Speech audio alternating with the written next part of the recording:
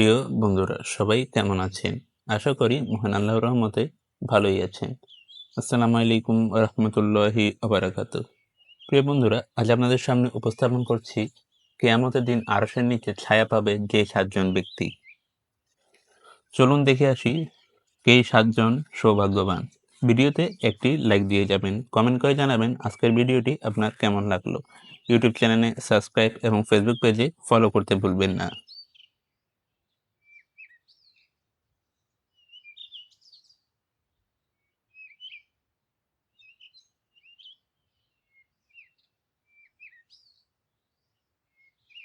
প্রিয় বন্ধুরা, কিয়ামত শব্দটি আরবি, যার অর্থ দাঁড়ানো। ওই দিন বিচার না হওয়া পর্যন্ত সবাইকে দাঁড়িয়েই থাকতে হবে। তাই এদিনের নাম কিয়ামত। কিয়ামতের দিন সূর্য মাথার উপরে চলে আসবে। হাশরের ময়দানে তখন আল্লাহর আরশের ছায়া ব্যতীত আর কোনো ছায়া থাকবে না। সেদিন নেককার ঈমানদার আরশের নিচে ছায়া পাবেন। হযরত আবু হুরায়রা রাদিয়াল্লাহু তাআলা থেকে বর্ণিত, রাসূলুল্লাহ সাল্লাল্লাহু আলাইহি ওয়াসাল্লাম বলেছেন, আল্লাহ তাআলা ৭ ব্যক্তিকে তার আরশের নিচে ছায়া দিবেন, যেদিন আরশ ব্যতীত আর কোনো ছায়া থাকবে না।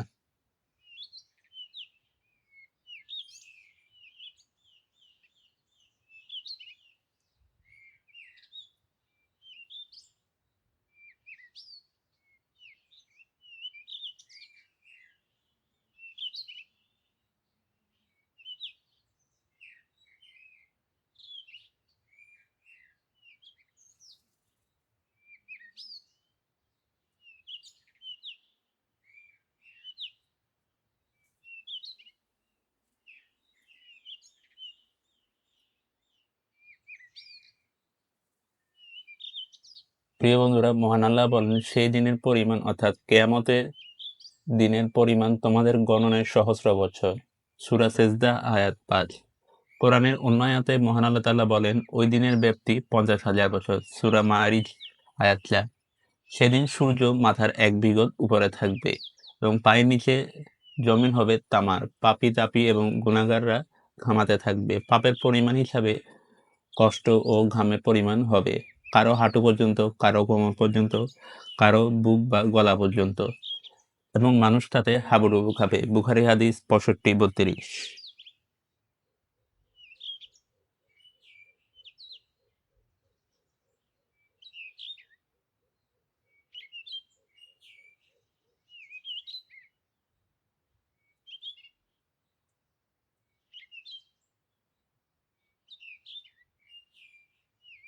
প্রিয় বন্ধুরা, সেই ৭ জনের প্রথম জন হচ্ছে ন্যায়পরায়ণ শাসক। পরিবার, সমাজ, রাষ্ট্র বা কোনো দলের নেতা যাই হোক না কেন, নেতৃত্বের ব্যাপারে ন্যায় ও ইনসাফ। নেতা বলতে সর্বস্তরের দায়িত্বশীল ব্যক্তিকে বোঝানো হয়েছে। হাদিসে এসেছে, সাবধান, তোমরা প্রত্যেকেই দায়িত্বশীল এবং প্রত্যেকের তার দায়িত্ব সম্পর্কে জিজ্ঞাসিত হবে। বুখারী হাদিস ২২-৪৯, তিরমিজি ১৭-১১। প্রিয় বন্ধুরা, একজন নেতার কাজ কি? মহান আল্লাহ এ বিষয়ে বলেন, তারা এমন লোক যাদেরকে আমি জমিনে ক্ষমতা দান করেছি। নামাজ কায়েম করবে, যাকাত আদায় করবে, সৎ কাজের আদেশ করবে এবং অসৎ কাজে নিষেধ করবে। আর সব বিষয়ে চূড়ান্ত পরিণতি আল্লাহর হাতে। সূরা হজ আয়াত ৪১। অন্য আয়াতে আল্লাহ তাআলা বলেন, আমি তাদেরকে মানুষের নেতা বানিয়েছিলাম আর তারা আমার বিধান অনুযায়ী পরিচালিত করে এবং পথ প্রদর্শন করে। আমি ওহীর মাধ্যমে তাদেরকে ভালো কাজ করার এবং নামাজ কায়েম করার এবং যাকাত আদায়ের আদেশ করছি। তারা খাঁটিভাবে আমার ইবাদত করে। সূরা আম্বিয়া আয়াত ৭৩।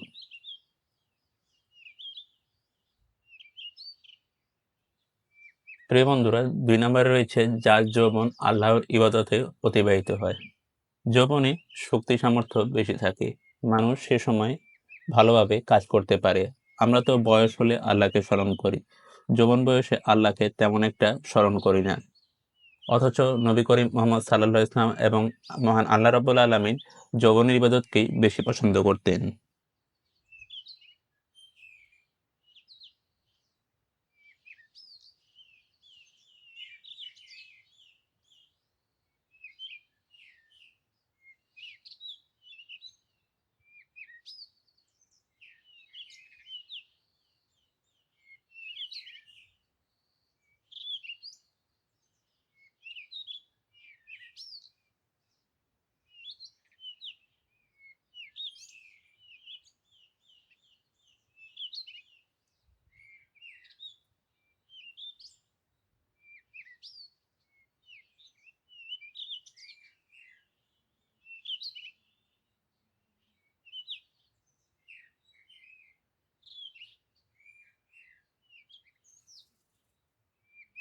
এবার হচ্ছে 3 নাম্বার, মসজিদে মন পড়ে থাকে এমন নামাজি।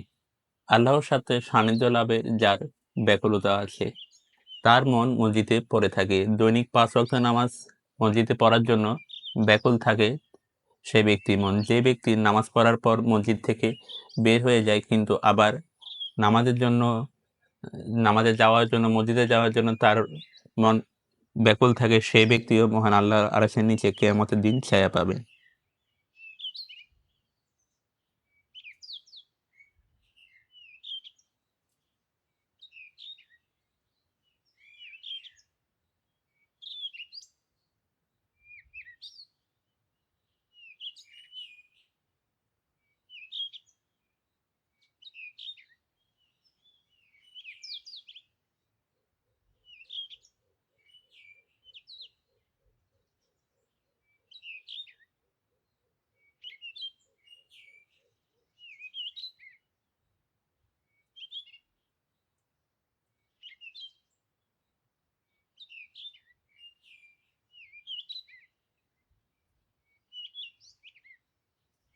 এবার হলো 4 নাম্বার। 4 নাম্বারে রয়েছে আল্লাহর ভালোবাসায় পরস্পর মিলিত ও পৃথক হওয়া 2 ব্যক্তি। 2 জন লোক যারা আল্লাহর উদ্দেশ্যে একে অপরকে ভালোবাসে এবং তাদের ভালোবাসা থাকা কিংবা ভালোবাসা না থাকা উভয়টাই আল্লাহকে কেন্দ্র করে। এখানে বোঝানো হয়েছে তাদের ভালোবাসা দুনিয়ার কোনো উদ্দেশ্য, দুনিয়ার কোনো স্বার্থ নয়, বরং আল্লাহকে কেন্দ্র করে। আল্লাহ তাআলা বলুন, আমরা নামাজ, আমার কোরবানি, আমার জীবন, আমার মরণ সবই একমাত্র আল্লাহর জন্য। সূরা আনআম আয়াত 132।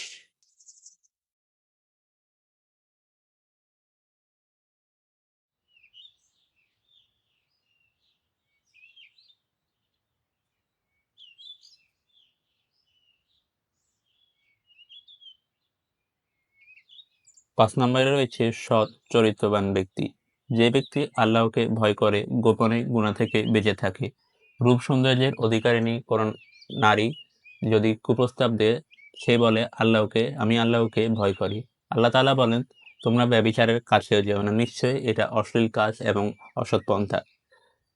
সূরা বনী ইসরাঈল আয়াত ৩২। অন্য আয়াতে মহান আল্লাহ তাআলা বলেন, লজ্জাহীনতার যত পন্থা আছে তোমরা তার নিকটেও যেও না, তা প্রকাশ্য হোক বা গোপনে। সূরা আনআম আয়াত ১৫২।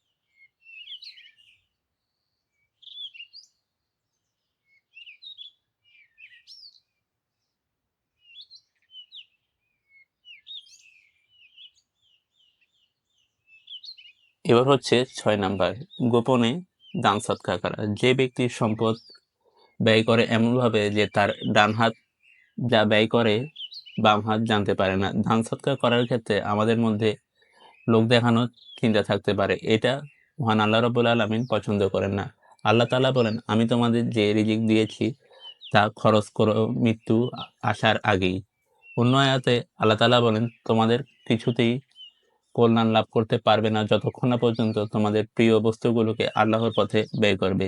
সূরা আল ইমরান আয়াত ৯২।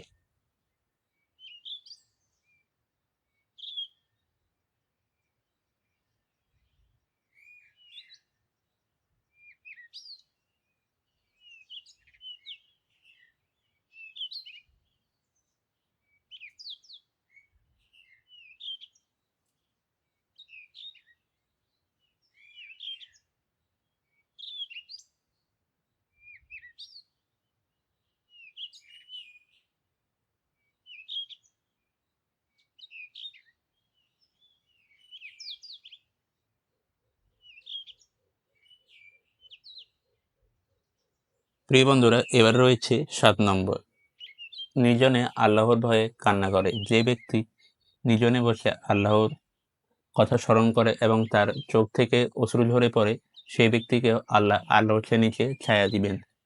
কিয়ামতের দিন আল্লাহর খাস বান্দা হিসাবে সেই ব্যক্তি আল্লাহর আরশের নিচে ছায়া পাবেন। আল্লাহ রাসূলুল্লাহ সাল্লাল্লাহু আলাইহি ওয়াসাল্লাম বলেছেন, ২ ধরনের চোখকে জাহান্নামের আগুন স্পর্শ করতে পারবে না। ১.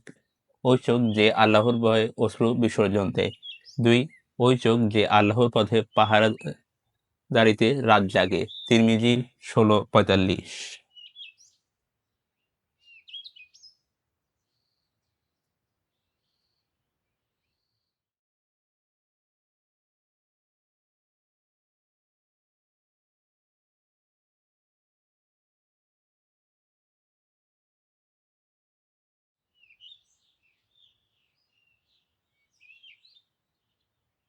প্রিয় বন্ধুরা, আমরা সবাই দোয়া করি মহান আল্লাহ যেন আমাদের এই ৭ জনের একজন হওয়ার তৌফিক দান করেন। ইয়া মহান আল্লাহ, কিয়ামতের সেই কঠিনতম দিনে আপনার আরশের নিচে ছায়া দিয়েন। আমিন।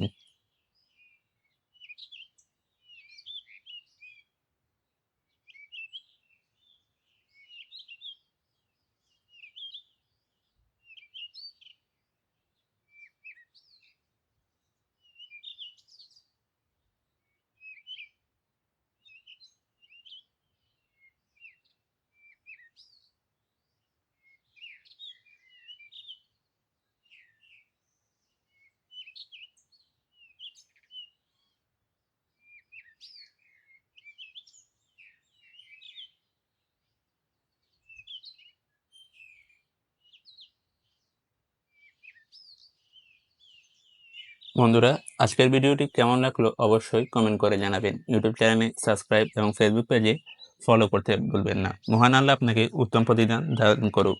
জাযাকাল্লাহু খাইরান।